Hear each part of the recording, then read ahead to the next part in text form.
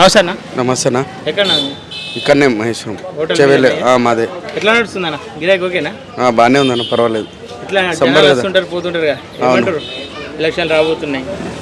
Election రాబోతున్నాయి, అదే మాట్లాడుతుండ్రు. ఇప్పుడు గెలిచినట్టుంది ఏంది? ఇక్కడ చెవెలే పార్లమెంట్ పరిధిలో బీజేపీ సూచనలు ఎక్కువ ఉన్నాయి. బీజేపీ సూచనలు కానీ సిట్టింగ్ ఎంపీ కాంగ్రెస్ అయినా ఉన్నాడు కానీ ఎంపీ ఎప్పుడు కూడా ప్రజల్లోకి అందుబాటులోకి రాలేదు కదా, అది మైనస్ ఉంది బాగా. ఎమ్మెల్యే చూసుకుంటే బీఆర్ఎస్ ఎమ్మెల్యే ఉంది కానీ కేంద్రంలో మోడీ నాయకత్వాన్ని కావాలని అందరూ కోరుకుంటుండ్రు.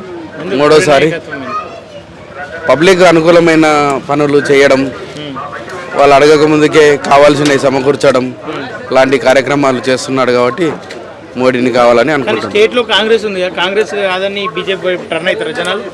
అవుతుండ్రా పైన మోడీ నాయకత్వాన్ని మూడోసారి బలపరచాలి, దేశం మరింత అభివృద్ధికి చెందడానికి ఒక పని కార్యక్రమం చేయాలని అందరూ కంకణం కట్టుకొని పని చేస్తున్నారన్న. అంటే గతంలో మన దగ్గర బీఆర్ఎస్ ప్రభుత్వం ఉంది, ఇప్పుడు కాంగ్రెస్ ప్రభుత్వం ఉంది, ఏమైనా మార్పు కనిపిస్తుందన్న గతానికి ఇప్పటికీ ఎలాంటి మార్పు లేదన్న. ఇక కాంగ్రెస్ ప్రభుత్వం వచ్చిన తర్వాత పని చేయడానికి మొదలు పెట్టినది ఎక్కడ ముందుకు జాగలేదు. తర్వాత అనుకోకుండా ఎలక్షన్ కూడా రావడం ఆగిపోయింది. దాని ప్రభుత్వం పని చేసే కొంత సమయం ఎక్కువ కూడా ఆ ప్రభుత్వానికి అనుకూలమైన సమయం రాలేదు. సరే, కొండ విశ్వేశ్వరరెడ్డి కోటేయాలనుకుంటున్నాను కదా బీజేపీకి. అవును. ఎందుకు ఆయన వ్యక్తిగతంగా ఆయన ఎట్లా ఉంటాడు? వ్యక్తిగతంగా మనిషి, చదువుకున్నాడు, విజ్ఞానవంతుడు, ఈ పార్లమెంటుపై అవగాహన ఉన్నాడు.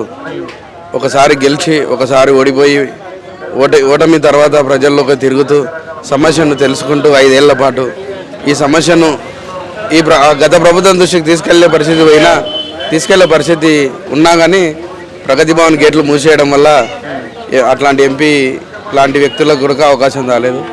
వాళ్ళ తాత కేవీ రంగారెడ్డి గారి పేరున్నా, ఇంత పెద్ద జిల్లాకు పేరుంది కానీ అట్లాంటి వ్యక్తులకు కూడా ప్రగతి భవన్ గేట్లు మూసేయడం బాగా ప్రజల్ని, ఈ చెవెలే పార్లమెంట్ పరిధిలో ప్రజల్ని అవమానపరిచింది గత ప్రభుత్వం. సో ఇప్పుడు ఆయన కోటేస్తారండి. అందుకోకుండా చెవెలేకు ఈసారి అదే అందరూ అదే అంటుండ్రు, ఈసారి మోడీ నాయకత్వాన్ని మూడోసారి బలపరచాలని అంటుండ్రు. Okay, thank you.